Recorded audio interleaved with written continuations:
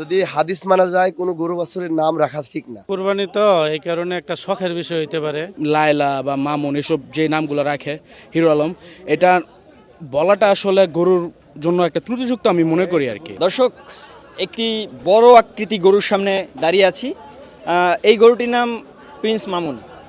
আসলে না, এই গরুটির তেমন কোনো নাম আমরা জানতে পারিনি, কিন্তু আপনারা সোশ্যাল মিডিয়া সহ নানা মাধ্যমে দেখেছেন যে গরুর বিভিন্ন নাম আসলে রাখা হয় বিভিন্ন আকর্ষণ তৈরি করার জন্য।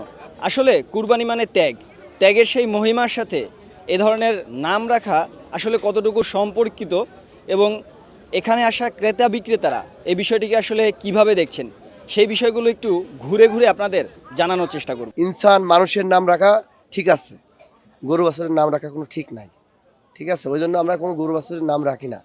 এটা হলো পশু, বাছির নাম পশু, এটাই শেষ।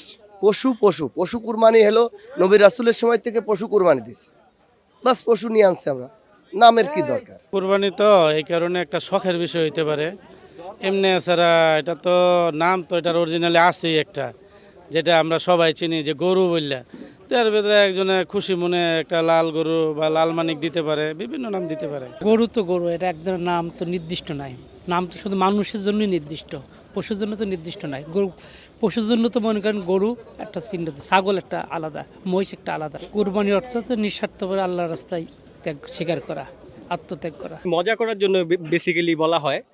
আর এটা শখের বসে এটা আপনার আদর করে তো আমরা সবকিছু নাম দিই। একটা প্রাণীর নাম যেমন বিড়াল, কুকুর, এরকম গরুর নামেও ডাকা হয়, যাতে আপনার ফানি মানে সবাই যেন মজা নেয় বা এরকম কিছু একটা। হ্যাঁ, লোক দেখানীয় ব্যাপারটা কাজ করে। যেমন ধরেন অনেকে কিনে নিয়ে যায়, বলে যে আমি এরকম ওকে কিনে আনছি, লালাকে বা বিভিন্ন ধরনের নামে আমি ওকে কিনে আনছি, বা হাটের এই নামের একজনকে কিনে আনছি। তো এই ক্ষেত্রে লোক দেখানো এক পর্যায়ে বোঝা যায় যে আসলে লোক দেখানোর জন্যই বলছে এরকম।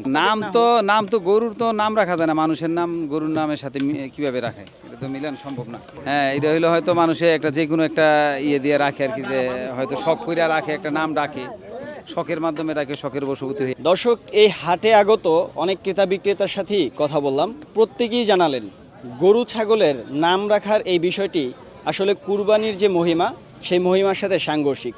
ভাইরাল হওয়ার এই অসুস্থ প্রতিযোগিতা বন্ধ হওয়া প্রয়োজন বলেই মনে করেন তারা।